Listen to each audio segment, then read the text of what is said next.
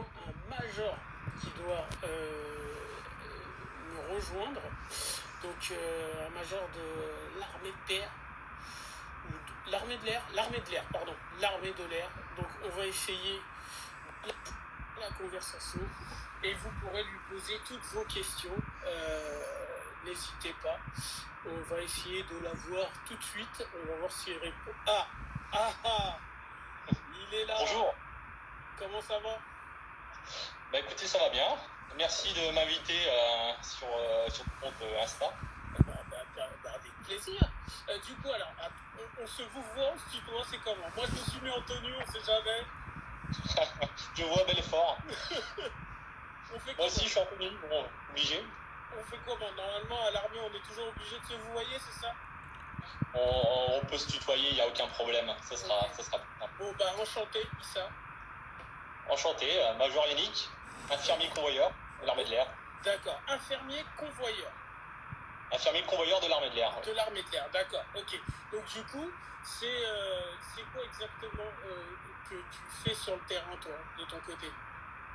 Alors mon travail en temps normal, c'est de m'occuper de tout ce qui est rapatriement sanitaire de nos militaires blessés à l'étranger sur les théâtres d'opération. D'accord. Ou alors sur les départements d'outre-mer, au territoire d'outre-mer, et de les ramener sur la métropole, pour qu'ils soient en charge ici localement. Ok, et tu sais, enfin, je me permets de te dire ça n'a rien à voir, mais à l'époque, je faisais des études de froid et climatisation, tu vas rigoler, mais tu sais, tous les conteneurs où du coup, vous transportez les aliments, même parfois certains corps, je crois qu'on mettait aussi certains corps dans certains conteneurs, et ben moi, je réparais toutes ces clims-là. D'accord. Donc du coup, j'ai été aussi... j'ai travaillé un petit peu aussi pour l'armée. Je suis fier de ça. D'accord. Bah oui, on peut être fier de travailler pour son pays, surtout pour l'armée, je vais pas dire le contraire. Ouais. Et ça fait combien de temps que du coup t'es dans l'armée? Ça fait maintenant un peu plus de 22 ans que je suis dans l'armée. Ah ouais. Alors c'est un petit parcours un peu atypique, dans le sens où je me suis engagé dans l'armée de terre. Ouais. Et en fait, je sortais de mon bac et je voulais m'engager à l'armée et je voulais être aussi infirmier. Alors je me suis dit pourquoi pas. J'ai passé les concours pour être donc infirmier militaire, en plus du bac. Alignement des étoiles, j'ai tout eu et donc je suis rentré à l'armée. D'accord. Et grâce à l'armée, je suis devenu un infirmier. Parce que l'armée m'a permis cette opportunité. En toute franchise, je viens d'un milieu modeste, donc je pense pas que mes parents auraient pu me faciliter cette évolution. Ouais. Donc c'est un bel escalier social qui est l'armée. Et donc j'ai profité de cette opportunité pour passer mon diplôme d'état d'infirmier que j'ai eu. Et ensuite j'ai servi dans l'armée de terre. Bravo, Yannick. Voilà. Mettez-lui des cœurs. Quel parcours de fou. Voilà. C'est cool, merci d'être là pour nous. Il y a des gens qui disent aussi je suis déjà sur le terrain, merci à toi de nous mettre en avant. Écoutez, si je peux faire ça pour au moins aider les gens et leur faire comprendre que c'est vraiment important de rester chez soi, de respecter les consignes d'hygiène et tout ça, mais en même temps, normalement, il faudrait les faire, j'ai envie de dire, tout le temps. À l'armée, ça se passe comment au niveau de ça là? Vous, vous dites souvent, lavez-vous les mains, tout ça, ou c'est un truc pour toi qui est normal?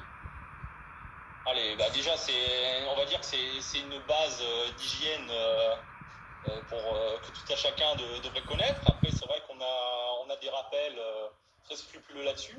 On a des notes de service qui sortent et des rappels très régulièrement pour nous dire de bien respecter les règles de base, les règles que vous devez appliquer vous aussi dans le civil, c'est-à-dire tousser dans son coude, vous moucher avec un mouchoir pétable, le jeter immédiatement, se laver les mains avec du savon, c'est le premier geste, c'est le plus efficace déjà, c'est d'utiliser un savon. C'est clair. Pas forcément gel hydroalcoolique, ça c'est secondaire, mais c'est aussi important. C'est une bonne chose que tu viens de dire, parce que souvent les gens ils se disent bon, le gel ça y est, c'est bon, mais en fait le vrai geste de base c'est d'abord se laver les mains avec du savon. Et le gel, ça vient en deuxième position, j'ai envie de dire. Ah oui, tout à fait. Hein. C'est le savon, il n'y a rien de tel. En plus, notre ennemi actuel, le coronavirus, est très sensible à ça, le savon. Donc, il supporte pas cette agression. D'accord, très bien. Et avec les collègues, ça va sur le terrain, c'est pas trop dur parce que forcément, vous devez voir des choses pas très agréables. Donc du coup, au niveau du moral, ça se passe comment? Non, on garde le moral. Après, on est une équipe soudée. Ouais. Il faut savoir qu'on s'entraîne toute l'année aussi pour faire des missions telles que celle-là. Après, c'est une nouveauté pour nous parce qu'au niveau de l'armée, on est là surtout pour prendre en charge, en tout cas pour moi, de prendre en charge des militaires qui sont blessés sur les théâtres d'opération. C'est la première fois que le dispositif Morphée, c'est ce pour quoi je travaille. Je vous ai mis quelques photos derrière moi pour agrémenter mon discours. J'ai vu que... Voilà, j'ai pas d'effort. Le mur était un petit peu chargé derrière. Voilà. On fait partie de l'armée. Ah bah là, voilà, ça permet d'expliquer aussi mon discours et puis de mettre aussi des images sur les mots que j'emploie. Morphée, c'est quoi? C'est le module de réanimation pour patients à haute élongation d'évacuation. Voilà, c'est un petit acronyme. On va expliquer tout ça. Donc l'armée de l'air met ça en place, le service santé aussi. L'armée de l'air met en place l'avion, vous pouvez voir derrière moi.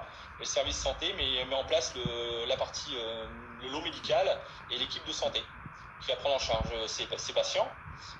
Et en temps normal, effectivement, c'est dévolu aux militaires blessés en opération. Là, en particulier, ce qui est nouveau pour nous, c'est que c'est la première fois qu'on le fait au profit d'une population civile. Et surtout, c'est la première fois qu'on fait sur le territoire national métropolitain. Donc pour nous, c'est une grande nouveauté. C'est pas pour autant qu'on est pris en défaut, parce que comme je le disais, on s'entraîne toute l'année. Donc on n'est pas, voilà, on est formé à ça. On doit juste s'adapter et tout en restant disponible aussi pour nos militaires aussi qui sont encore en opération. On doit continuer aussi à pouvoir les soutenir. Donc ça, quoi qu'il en soit, on maintient ce dispositif en place. Il y a des gens qui disent je veux m'engager dans l'armée de terre. Bon, là c'est l'armée de l'air, mais bon, je pense que de toute façon c'est l'armée. Du coup, est-ce qu'il y a beaucoup de jeunes qui s'engagent encore ou pas? Oui, il y a beaucoup de jeunes.